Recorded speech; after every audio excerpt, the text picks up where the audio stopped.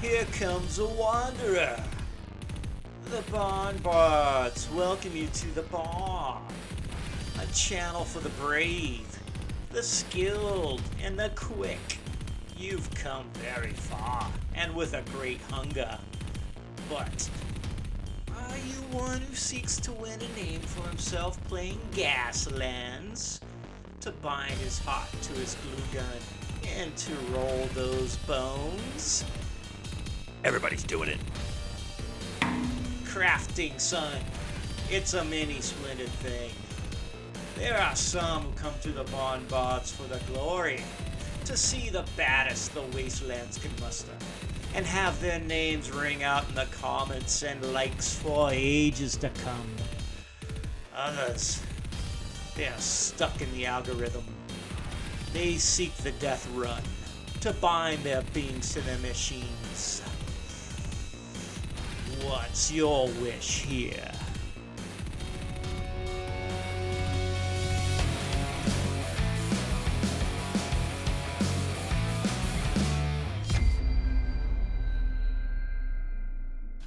Hey, what's up, everybody? I'm Damien. I'm Colby. And we're the Barn Bards. Right on, guys. Welcome to the channel. If you're new here, welcome to the barn. Lots of crazy animals around. If you're a long-time subscriber, new subscriber, thanks for hanging in there. It's been a minute since we've done a video. But, you know, it's real life. I got called up to Alaska this summer, and my real life, I'm an archaeologist. Indiana Jones status, so it was epic, man. Helicopter drops into bear country every day, but I didn't get my crafting on like I thought I was going to this summer, but you were kicking ass. Dude, way more fun than I was having, but I did play a ton of airsoft. We built a new airsoft court. Nice. We have obstacles. I messed around, and we did some smoke grenades. We did some frag grenades. We played Protect the President on the new court. This is all airsoft. All airsoft. Expanding our horizons And then, here. of course, you gave me the Gaslands bug, so I had to build trucks. Yeah, everybody's doing it. Everybody's doing it. Everyone's doing it. Yep, that's what we're here today, actually. I got to build Team Idris. I started before Alaska. We'll get in on that, but I know you have a lot of builds. We're going to do some showcases for that. Yep. But otherwise, if you're down on learning how Barn Bards likes to craft their cars, stick around. Got some killer footage and a lot planned for you guys in the future. So settle in, grab your paintbrush, and let's get going. All right. Shoot.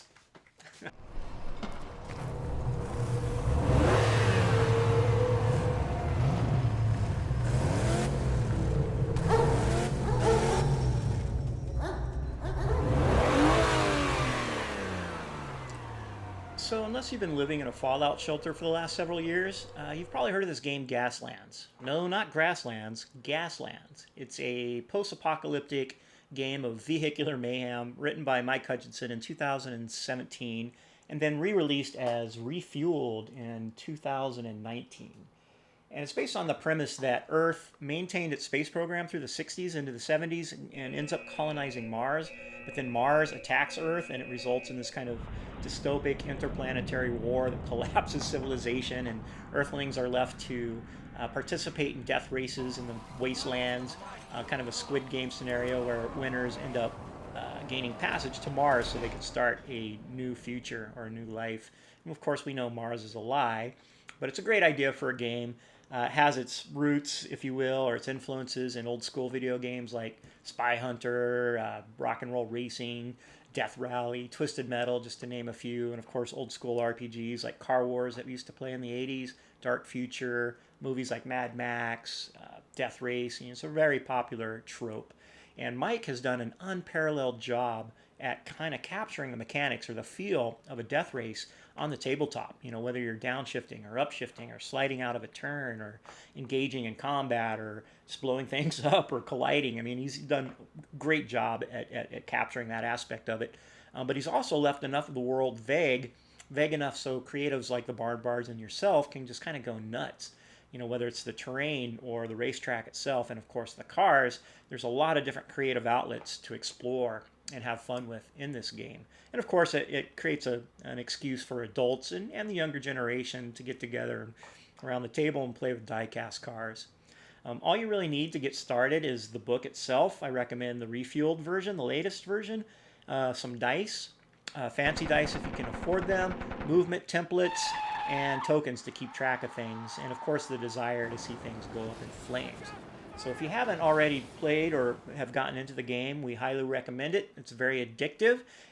You can just grab, your kids' Hot Wheels, the neighbors' Hot Wheels if they're in the backyard in their sand pit. I didn't do that. The store, if they're hanging on the pegs, or, you can build your own. And that's what the next section of this video is about. How I went about building my first 2 cars for Team Idris, the Cult of Speed. So stick around for that. And we got some showcases at the end to show off my brother from another mother, Colby's cars. And what can I say? Mars awaits. So the first thing you'll need to do is get some cars, and I don't have any kids, and I didn't steal my neighbor's cars, so I just bought some online. Hot Wheels, of course, can be bought pretty cheap. Their main lines, $1 or $2 a car. I used a 4mm drill to drill out the pegs on the bottom, which just allows you to separate the chassis and wheels and innards and the body itself. And then I used Smart Strip, this kind of environmentally friendly paint stripper, to strip the paint off of these cars. Now you can paint right on top of them or not paint them at all. You can do whatever you want to do, but I wanted to get it down to bare metal so I could have my own custom paint job going on. So here you can see the paint thinner doing really well, stripping the paint, but I like to go over it with some soapy water just to make it nice and clean. Out of the 4 cars I stripped, I ended up using a Pontiac, the 65 Pontiac GTO and the Morris Mini Cooper for Team Idris, but I have other plans for the Porsche Carrera, turning it into a Team Rutherford helicopter. Back to the Pontiac, I wanted that lifted Mad Max look and ended up using monster truck wheels and chassis. That required me to cut out the back of the Pontiac, and here I'm using a jeweler saw to do that. If you're going to do any die-cast modification, a jeweler saw and file are essential. I did the same for the Morris Mini. I cut out the front hood so I could put in a nice big motor. And so I just had to kind of rummage around in my bit box there, to find the right parts. Came up with this really cool exhaust system that's going to fit on the back of the Pontiac, hence the cutting out of the back, and then a nice kind of oversized motor with a big wind scoop or air scoop for the Morris Mini. I stole the insides, the interior of the Plymouth that I stripped. I didn't want to use a Plymouth. It's kind of a boring body, if you will, but the insides look good and they fit well in the Morris Mini Cooper. And I don't remember where I got this motor, but like I said, it's oversized. Looked really cool in the Morris Mini, made it look real beefy, but I wanted to give it some more detail. And that required me just kind of opening up the air scoop and then kind of sanding it out nice and thin, so it looked realistic. And I think that little bit of detail really goes a long ways when doing this type of modification. The next step was to add a smoke screen exhaust. And my idea here was to go through my bit box of beads and kind of look for something that looked, I don't know, like an exhaust for a smoke screen. But I also wanted to use a metal nail as the pipe that led to that exhaust.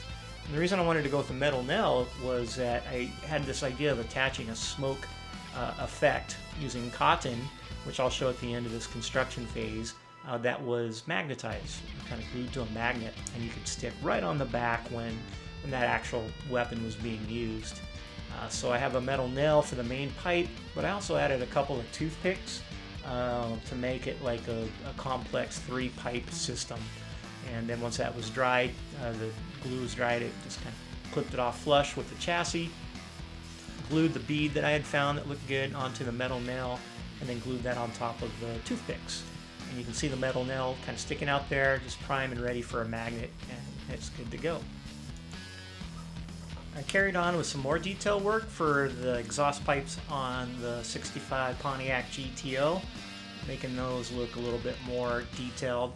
Drilled some holes into the side and added a couple of tanks. Team Idris is known for their use of nitrous, and I figured I better throw a couple of nitrous tanks in there. I also needed to build up a dashboard, so I added a piece of plastic to the front part of that chassis and then cut off the the steering wheel from another car. It's just a matter of gluing it in there, at the right position and sanding it down so it looks good. And it goes without saying, if you have access to a printer, a 3D printer, you can print out, all these little fussy parts and accessories that you want to. And I went ahead and printed out the rams and some more exhaust pipes that I wanted to use for this build. And in combination with Plastistruck polystyrene rods, I was able to kind of make my own little custom ramming system. You know, the direct extrusion print lines that you got to sand those out. So, you know, if you're going to go this scale, I would seriously consider going with the resin printer just to get a little bit better, you know, quality of prints. But measuring out the polystyrene just so that the body of the Pontiac, you know, will sit on there nice. And here you can kind of tell the stance is fine, but I needed to widen the wheel wells, which I used the Dremel tool for. If you don't have a Dremel tool, pick one up. You got to have it if you're crafting, in my opinion. But there's a bit of modification for the wheels too on the Morris Mini Cooper. I wanted small wheels in the front, just kind of stock, and in the back, you know, big, gnarly, aggressive tread. Tires that you would expect in the wasteland. Here I'm just marking out the wheel wells, what I think I'll need to grind away. And just like the Pontiac GTO, I had to go after it with a grinding wheel to open that up so the car would have a nice stance. You know, while I'm at it, I'm just kind of removing any accessory pieces that might get in the way. To attach the wheels, I used thin wall brass, the real skinny stuff from K&S. I think it's something insane, like a 1/4 millimeter diameter, inner diameter or something. But these work great for fixing your wheels with flat pins. And you got to be really careful. It's kind of frail, the tubing itself. Once you measure it out, it's kind of a good idea to invest in one of the K&S pipe cutters as for small tubing.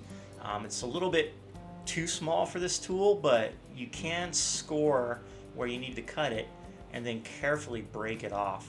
And if you just try to cut through it or break it without doing the scoring, you'll crush the tube and it won't work. And you can see there's kind of a perfect circle there. And that's the idea. Once you get your tube and the width that you need, just glue it to the chassis and, you know, cut off the old wheels or whatever wheels you want to use from other cars, or you can buy those too online. But these classic flat pins that are used for all kinds of construction crafting projects work perfect. They fit in those tubes really nice, and you just got to be careful with the gluing. But if you do it right, you'll end up with some functional wheels, just like a regular Hot Wheels. Now, of course, you're not going to want to use these on the racetrack, but, you know, they are functional. And so if you want working wheels, certainly the way to go. Once the wheels are set, just wanted to make sure that oversized engine would work with the body and the wheels would still spin. Everything seems to be working out, so it's time to accessorize. I printed out a couple of rams, one for the front, one for the rear for the Morris Mini Cooper, and attached those in a similar manner to the GTO, except on the Morris Mini I needed to kind of glue, or epoxy rather, the rear ram onto the body. And so I used a two-part Magic Sculpt epoxy that I've used before in other videos, and it just kind of required me making a slight modification to the back of the Morris Mini, so you can see me marking that out. And one cool thing about die-cast cars in the metal is that it sands really easy, so it's really not that much work. I wanted to add a bit more detail to the engine itself, and I went back to my bead bit box and pulled out, you know, just a nice small bead that I could fit some of the printing filament I had in there to kind of look like tubing, and attach that to the front underneath the scoop just to give it, you know, a little bit more detail. And then situated the front ram in such a way that it wasn't, you know, blocking the engine. And once again, this is basically the same method that I used for the Pontiac GTO, but that's looking pretty good. One of the other features that I printed out were these cool little dual exhausts. And, you know, these are more commonly seen on like big rigs and whatnot, but I thought they'd look pretty cool sticking out the side at an angle. It's probably not very realistic when it comes to the mechanical aspects of an engine, but it sure looks pretty dope. Using my epoxy here to close some holes in the back of the interior, and then drilling a hole in the top to attach one of those ballsy aggressive tread tires. You know, you gotta have a spare out there in the wastelands in case you pop a tire. I also added bullet holes to the Pontiac GTO, and that required just, you know, drilling into the sides and then scoring it a little bit, you know, so it had a bit of a flare. These are pretty big holes, but you got to make them big at this scale. You got to kind of exaggerate it. And then Plastistruck not only makes those rods, but these sheets of polystyrene that are really useful for various applications. I'm just using the material to kind of support the body of the GTO, give it a nice surface area to glue to. And I'm adding green miniatures minis to the interior, starting to come together. I needed to cover up that hole though, so I used a jewelry chain. I just kind of glued it in there so it looked like an old towing chain, that you might want to pull your friend out of the ditch with, just to cover it up. And I want to be able to look into these cars and see the detail, so I figured it's worth the effort. The GTO needed a little brace in the back, a little roll cage action using the polystyrene. And then before painting, I just went around and used my wire wheel to clean up the body, just to not scratch it up, but polish it up and prepare it so that the paint would stick nice and well. For the paint scheme itself, I used a zenithal priming technique where everything is painted black, and then from 45 degrees you hit it with a gray primer, and then from directly above the white primer to kind of enhance the inherent shadows. And for all of the metal pieces on these rigs, I hit it with a heavy dry brush of gunmetal. So the engines, the exhaust, the chain in the back of the Morris Mini, even the hubcaps themselves got a heavy dry brush. Not only the gunmetal, I followed up with a black and steel. You can tell here that I'm not real particular about which paints I use. I'll use whatever is available and cheap. So MSP, Model Color, Vallejo, they're all good paints. They're all effective and get the job done. I'm not a good enough painter to really have an opinion on it. For the heavy rusted pieces, I used a tarnished copper and hit that with a dry brushing technique. So the chain in the back of the Morris Mini was one of the main spots for this, and you can see it works real well. It's real rusty, as it should, out in the wastelands. And then a bit of rough iron for some highlight pieces. So the brackets that support the rams and such got rough iron. And then finally, the chassis themselves, those large areas were heavily washed with rust. I painted my miniatures off camera and used the help of Hero Forge, the popular app for minis, to get my color scheme down and to create some portraits for my drivers, and then moved on to painting the bodies of these cars. I'm using a blood red mixed with a dark vermilion, which I thought was pretty close to my ex-girlfriend's Mini Cooper color. I even went to the extent to sand down the top of the Morris Mini I had and painted a linen white. I knew these cars were at some point going to go up in flames, so I had to match these colors just right. And you can see me using the airbrush with some masking tape to get nice clean lines. Once that was done, the final painting steps were just detailing, using a rust wash to hit seats, the wheel wells, and some bronze here to hit some of the engine parts, make those stand out a little bit more, wherever I can find some detail. I even did the steering column with green. You can see the nitrous tanks there in the back are blue. I think I had some yellow on the Morris Mini. And then because the tires got oversprayed when I was airbrushing, I had to go back through and hit those with a nice flat black to make those look realistic. And one thing you might want to consider is using water slide decals when you make your cars, to add even more detail. And these particular water slides I found on Etsy and are made specifically for Gaslands. And you can get involved with this process. There's solvents you can use to attach decals that will help them lay flat. But I just use water and a little bit of soap. It seems to work just fine. Just kind of wet the surface, cut out the decal, separate it, and then apply it with a nice wet brush and move it into place. And it seems to dry quite well. I have no problems with it, and it looks cool.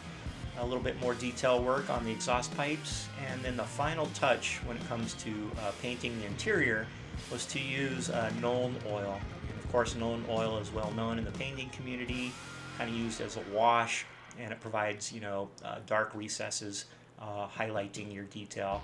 I glued in my minis and then moved on to painting the rust effects on the body. And this is a pretty simple technique where I use just a little bit of a sponge to apply a dark brown to all of the spots where I think, there would be wear and tear, and just, carefully touch that to the corners, the spots where there's rust, and then on a second pass, you use even less amount of paint, but with a bright orange, or if you have it, a nice bright rust color. Just carefully touch it into those spots, and then go through a third time with a little bit of silver. And this kind of looks like metal, that's worn through and polished from wear and tear. Did that for the Pontiac GTO, and of course for the Morris Mini, painted in some headlights on the Morris Mini, and also the bullet holes that I had drilled into the GTO. It's kind of giving that flare a little bit of pop. Next step was to glue all the pieces together that I had, last few pieces. So I had that big, gnarly, aggressive tread spare tire that went to the top of the Morris Mini, and then the entire Pontiac GTO body got glued to that front Plastistruck piece that I had put in earlier. And everything fits well. Tires roll, all looks good, plenty of detail. You can see into the interior. So I'm happy with the finished product here, but one last step just to give it, one last little bit of detail using these Tamiya weathering products. It's basically like makeup powder.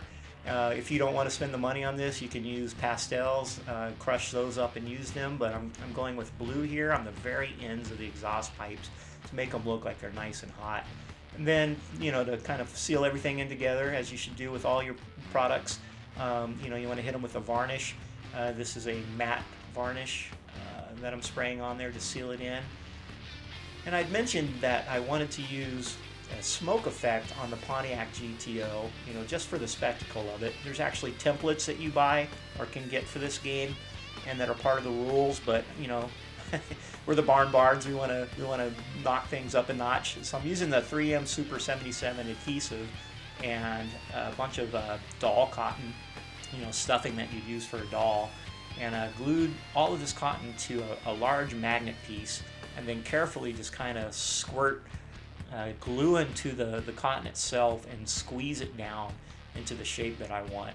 And eventually I kind of get what looks like a smoke pattern. And then I just go through and hit all of the insides of the cracks, if you will, with black spray paint. And I'm good to go. I got me a smoke detail. And here is the final touch. If you ever made box cars when you were a kid, or an adult for that matter, you know that the graphite you can buy, if you squirt that into the wheel axles, they'll roll a little bit smoother. And so that's what I did. Use some graphite. The Morris Mini Cooper did not require a gluing together. It actually fits on there and locks together quite well, and it's kind of neat that you can pull it off and look inside. So let's take a look at these cars now that they're finished. Costing 17 cans, it's the Rooster 69 Morris Mini Cooper racing for Team Idris. It's a lightweight buggy with front and rear rams and a nitrous upgrade, and she bears a roll cage. Her driver is Edna the Trader. One thing that Edna learned in the Wastelands, it's her way or the highway. Handling of 4, max gear 6, and a crew of 2. And costing 33 cans is the Goat, a 65 Pontiac GTO, also racing for Team Idris. This heavyweight monster truck has all-terrain and up-and-over perks and abilities with a front ram and nitro booster upgrade. The driver for this vehicle is Joey Witless. Joey was born in a junkyard, he was raised wrenching old gassers, and this petrol jockey joined Team Idris to settle a gambling debt. Weapons are standard for this vehicle, but also include a smoke dropper in the rear. She has a handling of 3, a max gear of 4, and a crew of 2.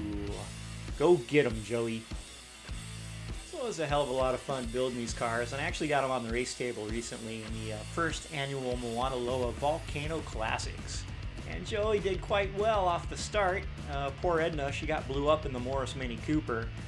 But the monster truck made quite a bit of progress. However, that was thwarted by Team Rutherford and his rocket skills, and Team Warden decided to go rogue and went the opposite direction, creating all kinds of vehicular mayhem. We actually didn't have anybody cross the finish line. The Cup was decided on audience votes, and I can tell you with confidence, Team Idris will be back. We'll get that Cup. So there you have it, folks, a detailed process of how I went about building my first Gaslands team, Team Idris, the Cult of Speed. As I mentioned earlier in the video, I had to take some time off from crafting for the last several months to fulfill my work obligations up in Alaska. But Colby kicked ass and kept the barn going and produced a literal flotilla of epic cars. And that's what this next section is, a showcase. So stick around and check it out. Welcome to Colby's Cars.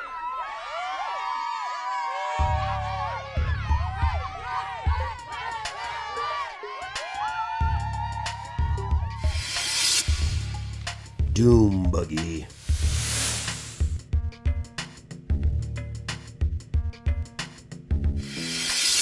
Mars Attacks.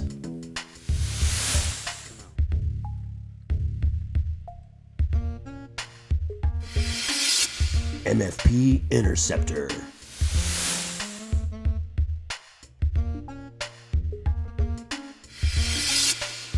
Pretty cool car.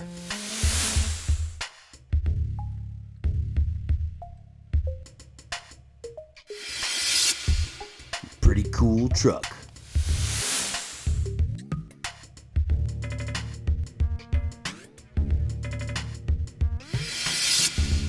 Monster Cop.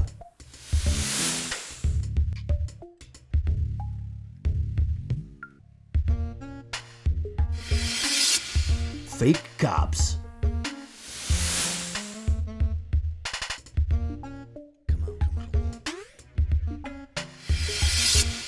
Tank Girl.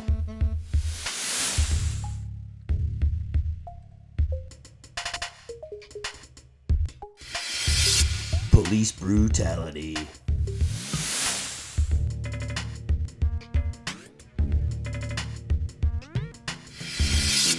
Rocket Man.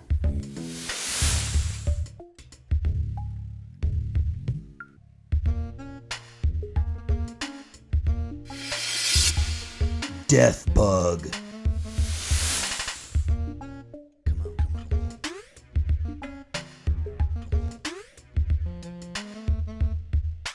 I can do it, bro. You're Okay, gonna take the lead, yeah. Oh, is it starting now? Yeah. Okay. Just started, yeah. Okay. Did you, don't forget to clean up your brushes, get all your stuff together, clean up your workspace. We'll see you next time. Yeah. We'll see you next time, guys. Hope you took notes. There'll be a quiz, and thanks for dropping by. All right. Thanks, you guys. Aloha. Please don't forget to hit subscribe when you get a chance.